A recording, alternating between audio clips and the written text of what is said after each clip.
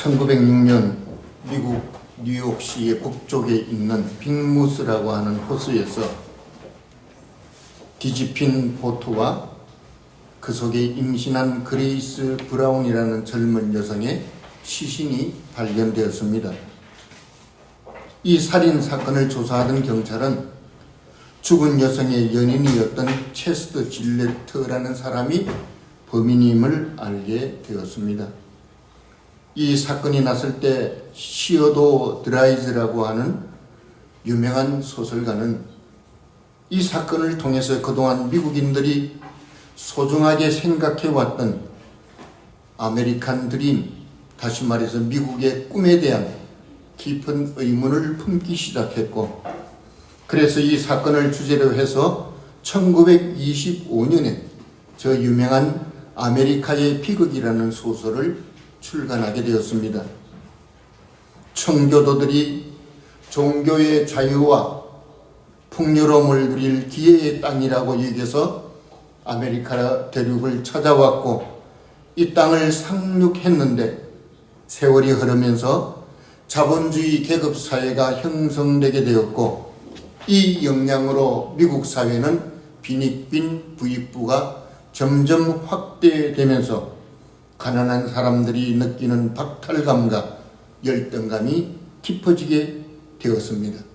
결국 이것이 사회적인 갈등으로 드러나고 있다고 그는 그렇게 본 것입니다. 그런데 이 소설 아메리카의 비극에 나오는 주인공 클라이드는 가난한 집안의 출신이었습니다. 그래서 그는 어릴 때부터 늘 부유층을 동경해 왔습니다. 그래서 초등학교를 졸업하자마자 그는 어린 나이에 돈 버는 일에 매달렸다고 합니다. 처음에는 약방의 심부름꾼으로 출발하고 그 다음에는 호텔에서 종업원으로 일했는데 호텔 보이의 생활이 생각보다 많은 팁이 들어오게 되었습니다. 그러자 그는 친구들과 어울리며 여자들을 사귀면서 방탕한 생활에 빠졌고 어느 날은 훔친 차를 몰고 돌아다니다가 어린아이를 치우고 그리고 자동차는 대파되고 말았습니다. 그는 그 길로 숙부가 경영하는 먼 곳에 있는 의류 공장으로 도망을 가서 그곳에서 신분을 감추고 직공으로 일하다가 그곳에서 사귄 같은 직공인 그레이스 브라운을 만나서 사귀면서 결혼을 약속한 사이가 되었고 그녀는 임신 상태에 있었습니다. 그런데 숙부의 소개로 부잣집 딸과 선을 보게 되었고 그래서 결혼할 마음이 생겼는데 문제는 그레이스 브라운이 걸림돌이 되었던 것입니다. 그는 그녀를 호수로 유인해서 함께 보트 놀이를 하다가 배를 일부러 뒤집어 엎어서 그녀를 익사하게 만들고 자신은 헤엄쳐서 살아나왔던 것입니다. 어릴 적부터 동경의 대상이었던 상류사회의 부귀와 영화가 눈앞에 다가오는 듯 했지만 그를 기다린 것은 살인사건의 발각으로 결국 경찰에 체포가 되고 전기 의자에 앉아서 사형을 당하고 말았습니다. 이 장면은 1960년에 나온 아랑드롱이 주연한 태양은 가득히라는 영화의 마지막 장면을 연상하기도 합니다. 어쨌든 이 아메리카의 비극이라는 이 작품은 자본주의의 부도덕한 사회에서 개인의 야망이 사회적인 가치관과 충돌하면서 일어나는 그 결과를 잘 묘사하고 있는 것입니다. 이 소설이 많은 인기를 끌게 되다 1951년에 조지 스티븐슨 감독이 젊은이의 양지라는 영화를 만들었고 그 주인공으로 몽고메리 클라프트와 엘리자베스 테일러가 나와서 출연을 하고 아카데미 수상 6개 부분을 상을 받을 정도로 각광을 받았던 영화입니다. 오늘 우리는 이렇게 사회가 급속도로 속도로 타락하고 변질되어 가고 있는데 그 원인 중에 첫 번째 원인이 무엇이라고 생각합니까? 우리 안에 자리 잡고 있는 탐욕이 그렇게 만드는 것입니다. 오늘 저와 여러분들은 이런 문제를 앞에 놓고 본문의 말씀을 가지고 여호와의 끝이라는 말씀으로 은혜를 받고자 합니다. 지금 일어나고 있는 대한민국의 혼란도 결국은 사회 각계 각층의 사람들이 너나 없이 경쟁하듯이 탐욕에 몰입한 결과라고 생각합니다.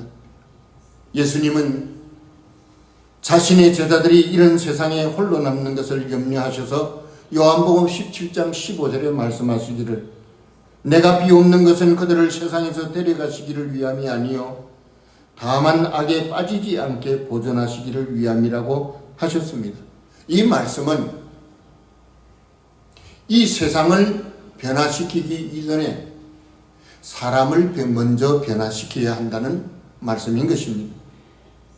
우리가 세상을 아무리 살기 좋고 아름답고 든든한 복지시설과 그런 것들을 만든다 할지라도 사람이 변하지 아니하면 아무 소용이 없기 때문입니다. 그래서 예수 그리스도의 십자가의 복음의 핵심도 무엇이냐? 세상을 변화시키기 전에 먼저 사람을 변화시킨다는 것입니다. 얼마나 많은 사람들이 주어진 환경을 개선해야 한다고 목소리를 높이고 사람들의 삶의 질을 개선시켜야 한다고 말하고 그런데 실상은 사람이 변하지 않으면 아무것도 변화될 수 없다는 것이 오늘날 우리 현실이 그것을 증명하고 있는 것입니다. 그래서 사람이 탐욕을 껴안고 사는 것은 마치 무엇과 같은 것이냐? 시한폭탄을 껴안고 있는 것과 똑같은 것입니다. 사도 야고보는 말씀하고 있습니다. 사도 야고보 1장 15절에 욕심이 잉태한 적 죄를 낳고 죄가 장성한 적 사망을 낳는다고 했습니다. 서두에 말씀드린 실제 사건을 테마로 했던 이 아메리카의 비극이나 오늘 대한민국의 불행은 우리가 지금 품고 있는 내 안에 있는 이 탐욕이 가져다 둔 결과라고 하는 사실입니다. 그런데 오늘 본문의 말씀을 보면 하나님께 드리는 11조에 관해서 말씀하고 있는 것을 볼 수가 있습니다. 하나님은 이스라엘에게 매년 토지 소산의 10분의 1을 예물로 드리라고 말씀하고 있습니다. 그 내용을 보면 곡식과 포도주와 기름의 11조와 짐승의 11조를 포함하고 있습니다. 그런데 문제는 사람들이 생각할 때 왜 구약시대의 11조를 신약시대에 가져와서 11조를 강요하느냐? 이거는 좀 시대에 맞지 않는 것이 아니냐? 왜 우리가 신약시대에 살면서 구약의 율법에 얽매여서 살아야 할 필요가 있느냐? 하나님의 일방적인 아니면 교회가 일방적인 지나친 요구라고 생각하는 사람들도 있습니다. 그런데 마태복음 23장 23절에 보면 이 11조에 대해서 예수님이 어떻게 말씀하셨습니까? 11조를 드려야 한다고 하셨습니다. 심지어 11조뿐만 아니라 이것도 행하고 저것도 버리지 말라고 했습니다. 다시 말해서 구약시대의 하나님의 백성들이 하나님 앞에 올려드렸던 그 예물에 대해서 박하 한 줄기까지도 철저하게 가려서 계산해서 11조를 드리라는 것이 예수님의 가르침이었습니다. 더 놀라운 것은 제가 신명기를 강의하면서 이미 말씀드렸지만 하나님은 자기 언약의 백성에게 10분의 1만 요구하고 계시는 것이 아니라는 것을 알 수 있습니다. 매년마다 10분의 1의 소득의 10분의 1을 11조로 드릴 뿐만 아니라 매 3년마다 레위인과 고아와 가부와 나그네를 위해서 베푸는 양식까지 10분의 1을 더하여 드리라고 말씀하고 있습니다. 이스라엘에게 있어서 11조는 세 가지였습니다. 첫 번째는 제사장과 성전에서 봉사하고 있는 레위인들의 생활을 위한 11조를 요구하고 있습니다. 두 번째는 절기 때마다 온 가족이 성전에서 레위인들과 함께 먹으며 즐기는데 필요한 거기에 드는 비용의 11조를 내라고 말씀하고 있습니다. 세 번째는 3년에 한 번씩 별도의 11조를 들여서 나그네와 가난한 자들을 돕는 구제비로 사용하라고 했습니다. 그러다 보니 이 11조를 평균적으로 계산을 해보니까 이스라엘 백성들은 구약시대에 11조를 얼마나 드렸느냐 하면 소득의 23.3%를 드렸다는 것입니다.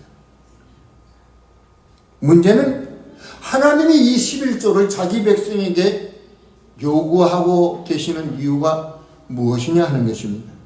오늘 본문 23절 하반절에 보면 내 하나님 여호와 경외하기를 항상 배울 것이라는 것이 바로 이 11조의 목적입니다. 여러분, 이스라엘이 출애굽할 때 모세가 이스라엘을 애굽에서 이끌어냈지만 그들이 출애굽했을 때 마음이 어땠을까요? 제가 성경을 읽어보면서 생각해 보니까 불안했을 것 같아요. 아무리 하나님이 약속하신 출애굽이라 할지라도 그들은 홍해를 건너기 전에는 안심할 수가 없었을 것 같았었어요. 왜 그래요? 애굽 군대가 언제 들이닥쳐서 자기들을 끌고 돌아갈지 알지 못하는 상황이었기 때문입니다.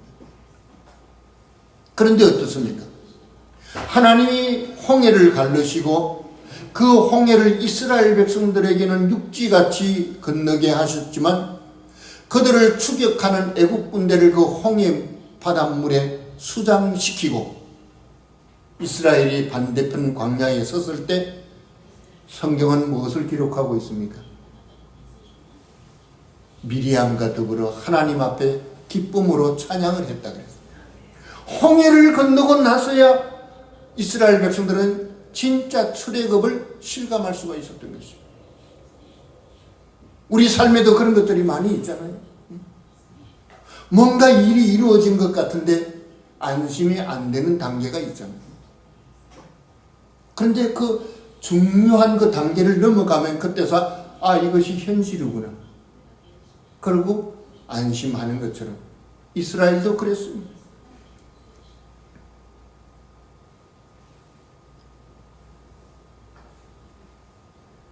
이것은 우리의 신앙의 여정도 마찬가지입니다. 내가 아무리 주님의 몸된 교회에서 열심히 봉사하고 많은 은혜를 체험하고 기적을 맛본다 해도 하나님을 경외하는 그 경외의 기본이 되는 11조 문제를 해결하지 않고는 우리도 이스라엘처럼 홍해를 건너기 전의 심정과 같다는 것입니다.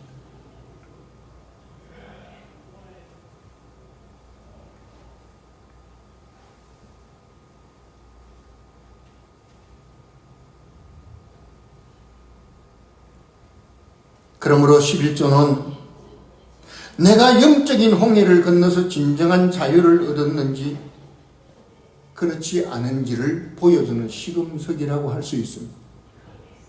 여러분 어때요? 11조 생활을 하면 마음이 불편합니까? 편합니까? 저도 어릴 때 20살 전후 때 11조를 한 18살 때쯤인 것 같습니다. 11조를 시작했는데 2번 실패했어요. 그리고 이제 신학교를 가니까 그 다음부터는 평생에 11조 문제가 해결이 되었습니다. 그런데 11조를 하기 전에는, 온전한 11조를 하기 전에는 마음이 그렇게 편치를 않아요. 마치 이스라엘 백성들이 홍해를 건너기 전과 같은 그런 심정이었습니다. 다시 말해서 성도들의 11조 신앙은 평생을 통해서 내가 하나님을 경외하는 신앙의 훈련이 되고 또 거룩한 하나님의 백성이 되었다는 표시인 줄 믿습니다. 두 번째는 본문 우리가 봉독은 하지 않았지만 29절에 기록된 대로 내 하나님 여호와께서 내 손으로 하는 범사에 내게 복을 주시리라는 말씀입니다. 우리가 신약 성경에서 예수님이 하신 비유는 전부 37가지가 나옵니다. 그런데 그 37가지 중에서 17가지는 하나님 앞에 드리는 물질에 관한 예화를 기록하고 있습니다. 그리고 성경 전체에서, 신구약 전체에서 물질에 관한 구절이 무려 2048번 나오고 있습니다. 그만큼 성경 말씀도 물질에 대해서 많은 교훈을 우리에게 주고 있는 것입니다. 왜 그럴까요? 예수님이 마태복음 6장 21절에 말씀하신 그대로 내 보물이 있는 그곳에 무엇이 있다고요? 너의 마음도 있기 때문입니다.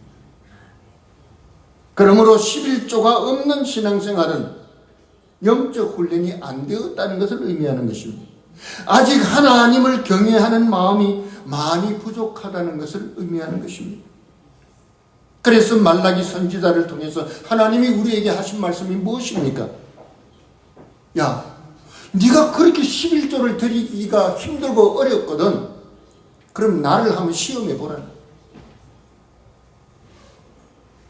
그리고 그 11조를 통해서 내가 너에게 쌓을 곳이 없도록 붙지 아니하는가 한번 보라는 것입니다. 제가 이 오늘 11조 설교를 준비하면서 성경 여기저기를 찾다 보니까 레위기 22장을 읽게 되었습니다. 거기 레위기 22장에 가서 17절부터 하나님께 올려드리는 예물에 관한 내용이 쭉 기록이 되어 있는데 거기서 제가 한 가지 주목한 것이 무엇이냐?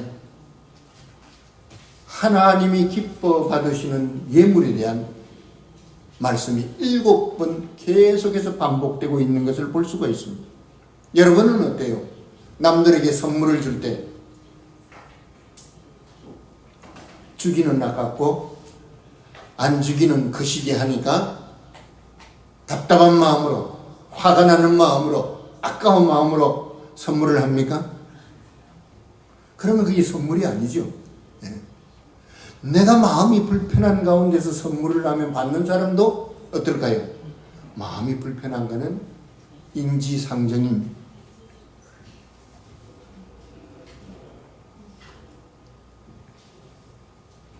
하물며 우리가 하나님께 예물을 드리는데 그 예물 드리는 목적이 무엇입니까?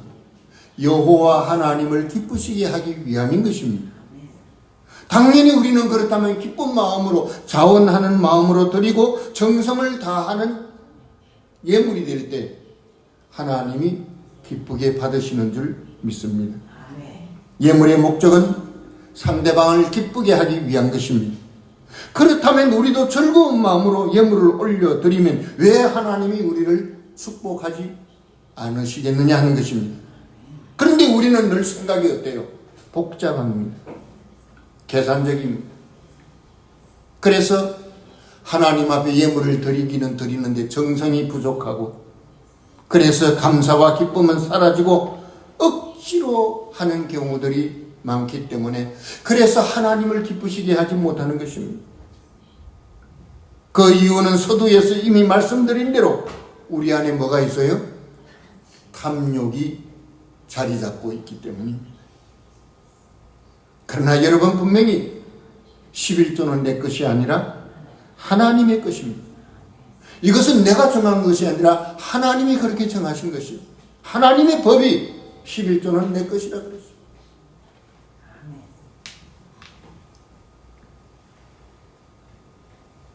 하나님의 법을 무시하고 우리가 어떻게 하나님의 축복과 능력을 입을 수가 있겠습니까? 말라기 선지자는 11조를 드리지 않는 행위를 뭐라고 말씀했죠? 예, 하나님의 것을 도둑질한다. 이 말은 선지자가 지 마음대로 한 말입니까? 여호와께서 선지자의 입을 통해서 하신 말씀입니다. 우리가 사는 일본도 제가 이제 한 42년을 일본에서 살다 보니까 일본도 참 많이 달라졌다는 것을 알 수 있습니다. 일본도 도둑놈들이 많아지고 사기꾼들이 얼마나 많은지 모르겠어요. 여기저기서 막 피해들이 속출합니다. 이런 뉴스를 들으면서 가슴이 답답하고 안타까운데, 더 놀라운 것은 전능하신 하나님마저도 도둑질을 당한다는 사실입니다. 다시 말해서 누군가가 하나님의 것을 도둑질하기 때문에 하나님이 피해를 보신 거죠. 하나님도 도둑질 당했었어요. 뉴스에 안 나올 뿐이지. 그런데 그 하나님의 것을 누가 훔치고 있습니까? 충격적인 것은 하나님의 백성이 그렇게 하고 있다는 것입니다. 그러니 어찌 이런 사람들이 하나님의 풍성하심을 맛볼 수가 있겠느냐고. 성경에 보면 11조를 도둑질하는 자들에 대한 저주가 성경에 기록되어 있는데, 오늘 시간상 그것은 생략하도록 하겠습니다. 서기왕 록펠러는 말합니다. 내가 주일학교를 다닐 때 8살 때 20센트를 가지고 11조를 시작했다. 그리고 내가 주급 1달러 50센트를 받을 때, 그때도 내가 11조를 드렸는데, 그때 내가 11조를 드리지 않았더라면 지금 100만 달러나 되는 11조를 드릴 수가 없었을 것이라 했어요. 그는 계속해서 말하기를, 나는 재산이 계속 늘어도 어김없이 정확한 11조를 드리는 것이 내 평생의 행복이었다고 그렇게 고백하고 있습니다. 11조를 드리는 사람들은 그 마음을 알 것이요. 정말 11조를 하나님 앞에 드릴 때 우리 마음에 감격스럽고 감사가 넘치고 기쁨이 있는 것입니다. 정말 11조를 통한 기쁨과 풍성함을 맛보고 경험한 사람의 고백이 아니고 무엇이겠습니까? 여러분, 믿는 사람들의 공통적인 고백이 뭡니까? 11조는 내 것이 아니라 하나님의 것이라는 것입니다. 이 11조를 통해서 뭘 배운다고요? 여호와 하나님을 경외하기를 배운다는 것입니다. 교회도 세상 한가운데 있다 보니까 경제적인 문제에서 예외가 될 수가 없습니다. 교회도 집세를 내야 되고, 목회자도 먹고 살아야 되고, 교회에 필요한 것들이 얼마나 많습니까? 우리 교회가 이렇게 보여도 한 달에 100만원 가지고는 모자라는 상황입니다. 그런데 성도들이 11조를 내지 않으면 어떻게 되겠습니까? 잠언 3장 9절로부터 10절에 보면 이런 말씀이 있습니다. 내 재물과 내 소산물에 처음 익은 열매로 여호와를 공경하라. 그리하면 내 창고가 가득히 차고 내 포도즙 털에 새 포도즙이 넘치리라고 하셨습니다. 여러분, 11조를 드리면 내 마음속에 자리 잡은 탐욕이 사라지고 평안이 찾아옵니다. 11조를 드리면 하나님을 더욱더 의지하게 됩니다. 11조를 드리면 세상 사람들이 알지 못하는 하나님의 넘치신 축복을 경험할 수 있습니다. 11조를 드리면 내 삶이 하나님의 기쁨이 되고 하나님은 나의 기쁨이 됩니다. 이렇게 온전한 11조는 우리 자신을 환난 속에서 하나님 중심으로 세우고, 고통하는 세상에서도 하나님이 약속하신 말씀대로 풍성한 축복을 체험하는 줄 믿습니다. 기도하겠습니다.